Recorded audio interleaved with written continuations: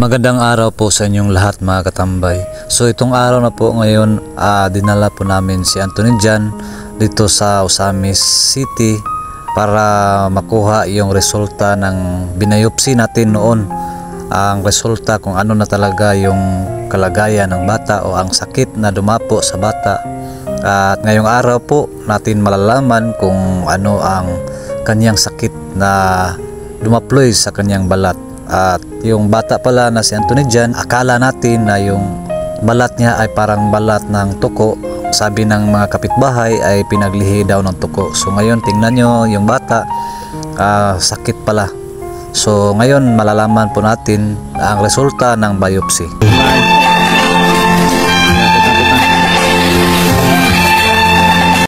Nagigigas to mga kuan ko na tingala ko pala.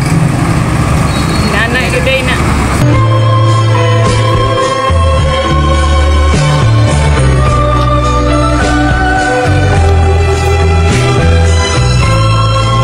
So bago po natin dinala si Anthony Jan doon sa ospital, atin munang pinakain para naman magkalaman yung tiyan niya. So malayo din ang aming biniyahe at ngayon pinapakain po natin ng bata kasi para magkalaman po. So ngayon pala hindi po pumapasok si Anthony Jan sa kadahilanan na atin siyang dinadala dito sa ospital para makuha po yung ano niya, yung mga resulta ng kaniyang biopsy. So ngayon po baka may ano pa ang doktor kaya po namin dinala pa ulit si Anthony Jan dito sa hospital para malaman din namin kung ano yung gagawin pa doon. Siya kay kugda ko may nana day ang sakit virus.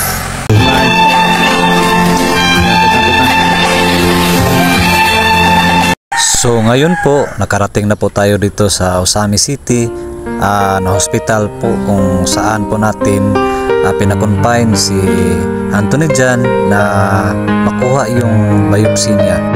So ngayon po finally nakuha na po natin yung biopsy ni Anthony Jan at hawak na ng ating kasama. So basahin po natin kung ano yung nakalagay doon na sakit o yung tawag. Ito na po, nakuha po natin yung sakit ni Anthony Jan na inilagay dito sa biopsy result. Ito po yung biopsy result po. So ang nakalagay po dito na nakalagay na pangalan ng virus, Biroca plana po. Yung Biroca plana ay isa pa lang virus. So continuous na yung virus ng bata. So mahirap tanggalin. Kailangan pa ng i-laser, isa-isahin pag-laser para mapatay yung mga virus. So malaki-laking gasto din ang aabutin, no? So sa ngayon ang magagawa po namin, bigyan lang po natin ng pang-kontra na hindi makalaganap yung mga virus sa bata, no? So Biroca plana pala ay isang continuous na virus. So virus pala yung nakadapo sa bata. So makahawa pala yung sakit ni Anthony Jan. So kailangan po talagang bigyan po siya ng maano yung immune system niya lumakas para hindi makatapit sa iba. At Kuyawan dito tayo kuan. May nana day na. Naday virus.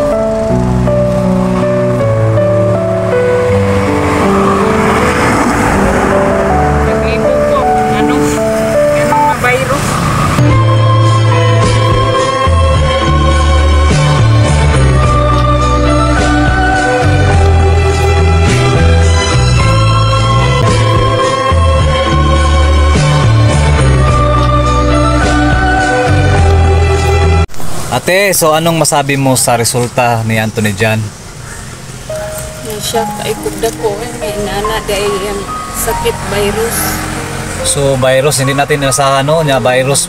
Biroca plana yung tawag ng virus. So masakit tanggapin din, no? Pero malaking gasto yung maaabutin. At sana may maawa din para mawala din ang sakit ng bata. So Anthony Jan, kumusta naman ka? Dilingi. So kumusta man? Walay sakit sa imong kuan, imong lawas? So ito po si Anthony Jan, yung bata nating binabiopsy dito sa ospital sa Osamis, na yung resulta nakuha na po natin, yung virus pala ang dumapo sa katawan ng bata. Ito po si Anthony Jan, no? Yung tawag ng virus, Biruca plana virus. Yung ganitong sakit pala yun, no? O ito yung nandito sa katawan ni Anthony Jan. So yan ang ano mo dyan. So ito pala yun, Biruca plana pala ang tawag dito na virus.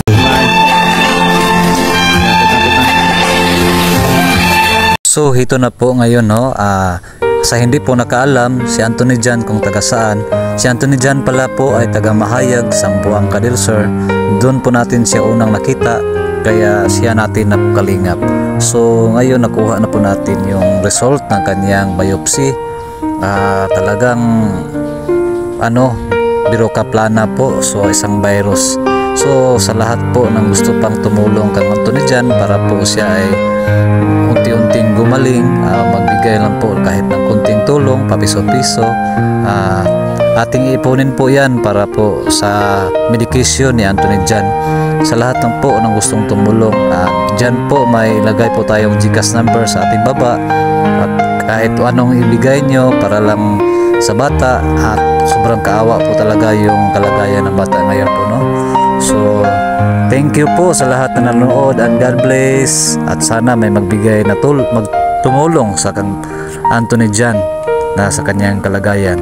So lubos ko po din nagpapasalamat po kang Idol Mr. G na pinagamit po niya yung kanyang sasakyan para mahatid po natin si Anthony Jan dito sa ospital, dito sa Osamis City. Marami pong salamat po Mr. G, at maraming salamat po din kang Ate Nanchin na walang sawang pagsuporta po. Mabuhay po kayo ma'am, and God bless.